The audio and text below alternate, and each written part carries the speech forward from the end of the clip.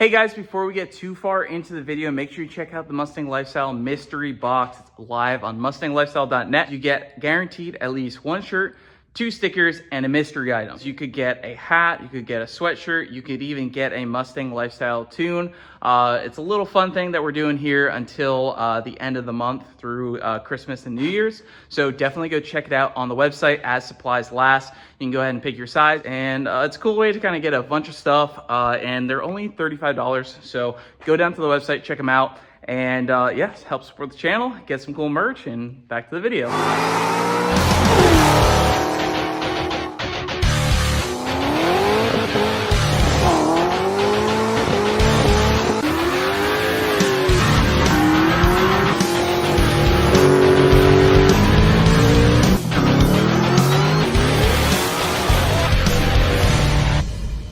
What is going on, guys? We're back working on the Gen 3 10R80 swapped with the GT500 blower, Marauder.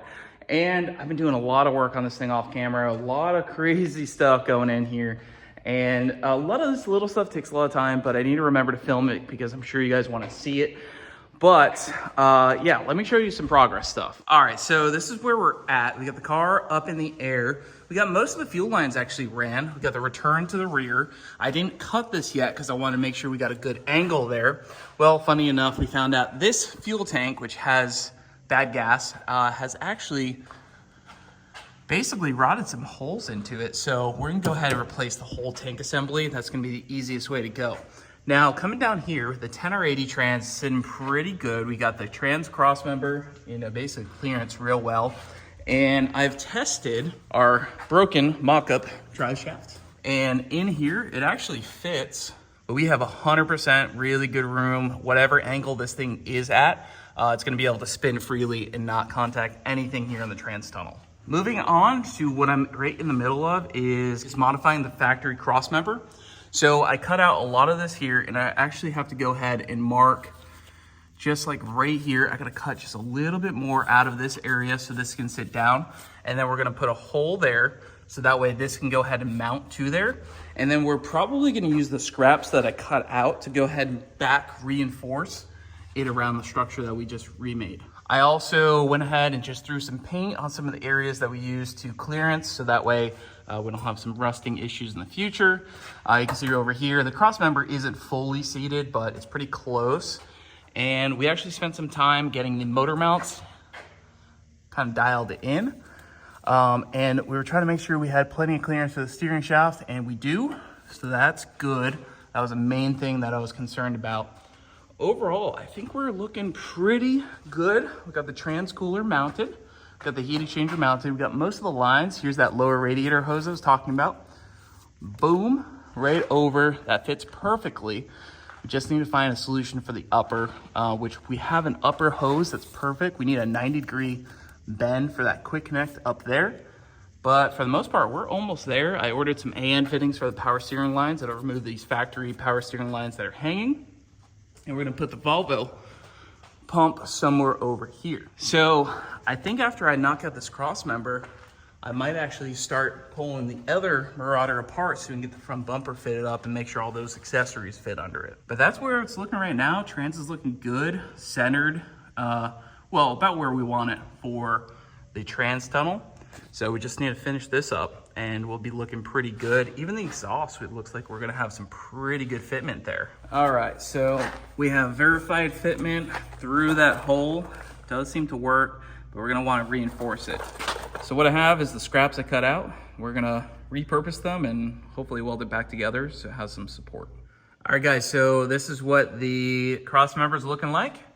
We got it bolted in like factory right there. And we got this all cut out. I also went ahead and welded it. I also cut a little bit further than I should, so I re-welded that back together. I painted it as well, so that way it's not gonna get all rusty. But essentially, I cut out this whole back area. I welded in some reinforcement, and we're bolted in. Now, is it structurally sound to support this whole thing? I think so. I stood on it. I couldn't get it to bend. I bolted it in. I didn't see any bending. The other thing is the motor mounts are doing most of the heavy lifting here in terms of holding the engine. The transit is actually sitting up pretty nice. So yeah, we got this officially bolted in. Check it out. So this is pretty cool. The trans cross member lines up perfectly with an 11-14 GTX pipe. So this is an ugly mock-up piece that I have laying around. But if I have an 11-14 GTX pipe, this thing's gonna line up perfectly so we can build the rest of the exhaust. I went ahead and bolted it on for now because this will help me build everything else around it, knowing where this is gonna be. If you guys do happen to have a nice version of one of these, let me know. I'll buy it. But yeah, check that out. It's bolted on, ready to rock. This thing is sick. All right, so we did just get the cross member done and bolted in, and this is the final engine resting place. It is definitely a little on the high side. I think the angle is okay. You know, depending on how you look at it, it might look like it has a lot of angle, but I went through this with the Red Cobra, and most of these drivetrains actually sit with a little bit of angle.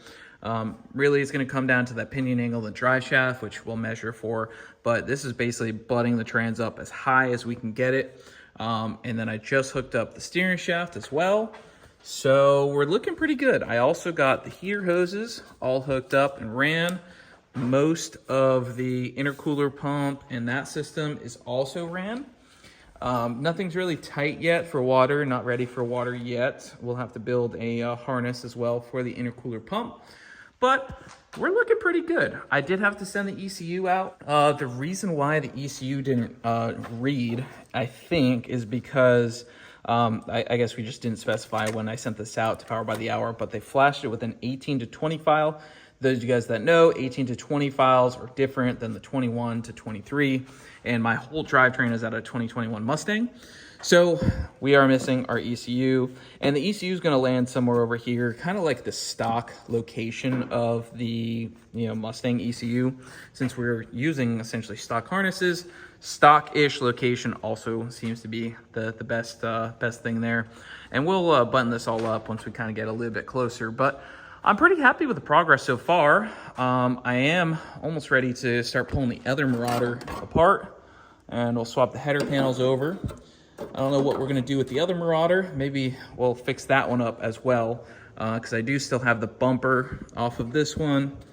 Yeah, but this header panel got a little crack there. The grill is actually in pretty good shape. So, but yeah, we're going to go ahead and swap that over to here. Make sure this nice Marauder is, nice clean front end. We can make sure the heat exchanger fits. We can start measuring up for the Volvo power steering. But really making really good progress. All right, y'all, Bradley up here in Jacksonville reporting from the Nissan Altima. We've got a drive shaft for the old Marauder.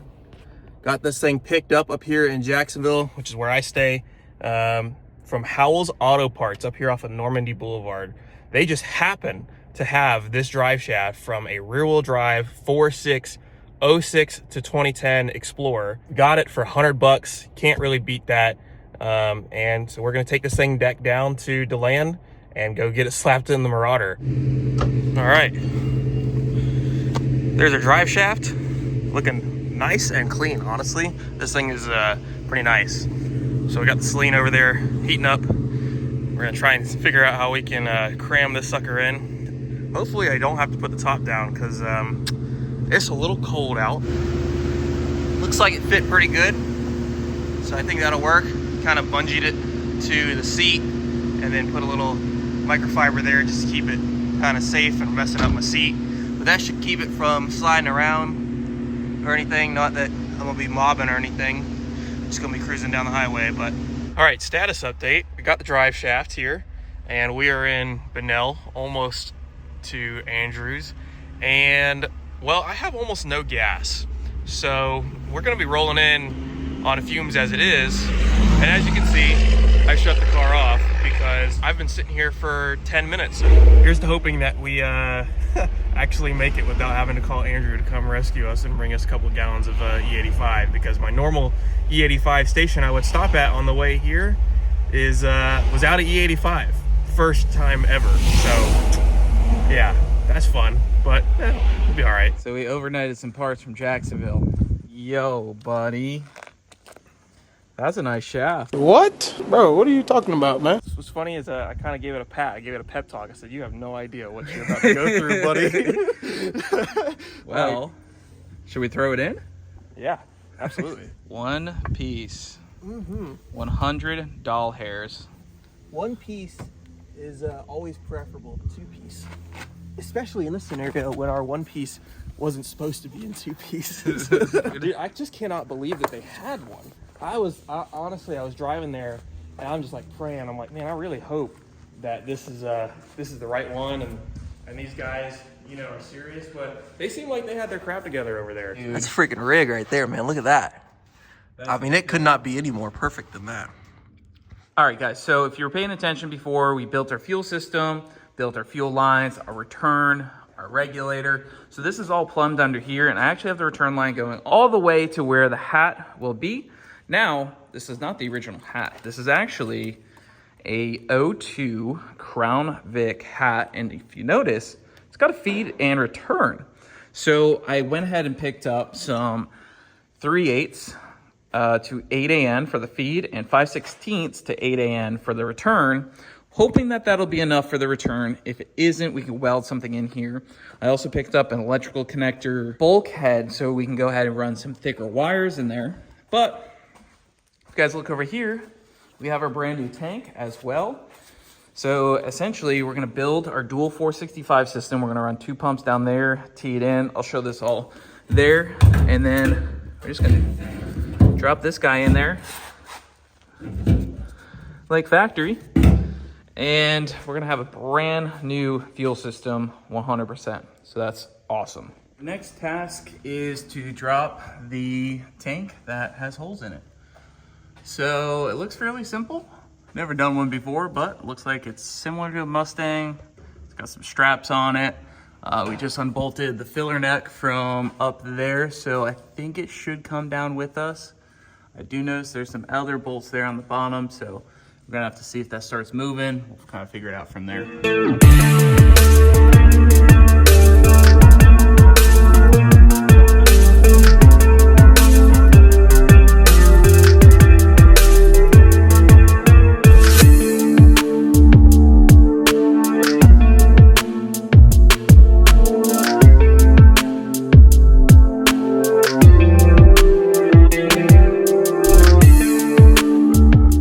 Guys, so here's the next plan. We got to build the fuel system, right? So 465, really any sort of single pump, it's not really going to be able to support the fuel needs we need. I did notice that TW makes like an 880 or something, which probably would have been pretty sick, but it still would have been on the edge if we want to make 800-900 wheel horsepower with this setup on E85. So we got 2 465s, and here's the deal. So we can run one. This is actually really easy to upgrade the pump to a single. Boom, plops right in there, goes to a line. But when we want to run 2, that gets to be a problem. I found this on Amazon. It's actually like a $25 fitting, pretty expensive, but the goal here is going to be to basically merge this. But what I'm finding is, so I'm going to have to put a hole right about there so we can run a line through. And I'm also gonna have to chop this back a little bit. We're gonna lose the little barb there, which I'm not totally stoked about, but it does get thicker up there. So we're only gonna have to chop it to like right there. So we're gonna chop this a little bit shorter so we have enough hose length. So it's not gonna have a lot of hose, but it's gonna be basically there on the other side, and it's gonna link those 2 pumps together, go out to the feed, return, obviously pretty simple, just gonna drop right in the tank. And that's mostly it. All right, guys, so here is the completed rig, and I'm pretty happy with it. So come over here, obviously feed, return, those are gonna go to ANs. Very simple, return, shoves down at the bottom. We got the 2 465s, fed into this T-piece, which is fed into the feed. We have all the electrical connections there. Ended up putting the 2 pumps this way because they wouldn't fit on the backside. So it may be zip tied, but this thing's very secure, and I'd like to see some other way to do it because I think this works pretty well. Level sender, all that's still there.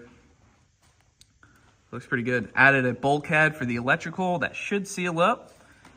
And yeah, and Bradley's working on a fan. So now should be good to drop this in the new tank and then seal everything up and put the tank in the car.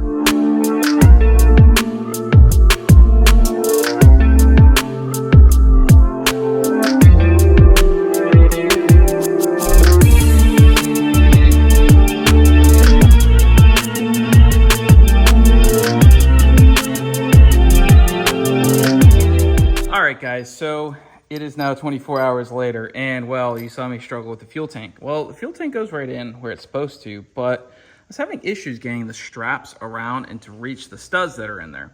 Well, I've been busy all day. We're doing a customer build on an S550, full bolt-on, E85 ported manifold. That's already on, ready to go. And we're gonna dyno this. Do a lot of these, but I don't film them all, so that's kind of going on in the background. But over here on the Marauder project, we're working on this. By the way, guys, if you do need a tune, I love tuning these 18 plus cars. I've tuned like 100 of these things now at this point, and they do so well with just a tune. We can do a burble mode. I mean, it's cool. They make high 4s, low 5s with, you know, basic bolt-ons. These cars are awesome. So if you guys want a tune, check it out. ML Tune with the RTD whole setup. If you guys already have an RTD, you can try out my tune and keep your same RTD and tunes and everything. So it's fun. These things are pretty cool. Anyways, back over here with the Marauder. So these things have what's called breakaway studs, apparently. Never knew that was a thing, but basically the stock studs went up there. And well, when I went to go try to put this in, the nuts wouldn't reach because the studs, I couldn't get enough pressure on the tank to compress it to reach the stud. So now we're gonna use bolts.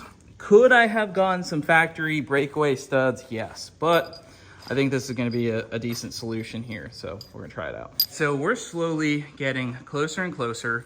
We got a few things dangling up here, but that's actually the fog lights. So that'll be obviously plugged in. We have this power steering line dangling here, but we're actually removing that, and I found some AN lines that we can go ahead and put in there for the power steering pump, which is gonna go again to the Volvo. That's pretty easy. We have to figure out a solution for the shifter cable, unless one of you guys has a Marauder shifter cable replacement, which I can't find. When we took the 4R70 linkage off, it broke off. So I am going to try to devise a custom solution to go ahead and fix that, but that's gonna be our main hang up on getting our park reverse neutral drive. But I think we can build something that basically lines up there, put a little nut there, and we should be good to go. Now, exploit wise, like I told you guys, this thing's ugly, but it does fit. So we're gonna try to find a nicer version of that and build a full 3-inch catback or 2.75. I think this is 3-inch and then 2.75. We'll probably cut it and make it 3-inch, but whatever works best.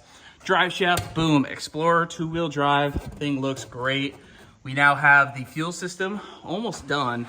So here's a return line. I left this long so I can go ahead and cut it down, but you can see that it's gonna go right over there.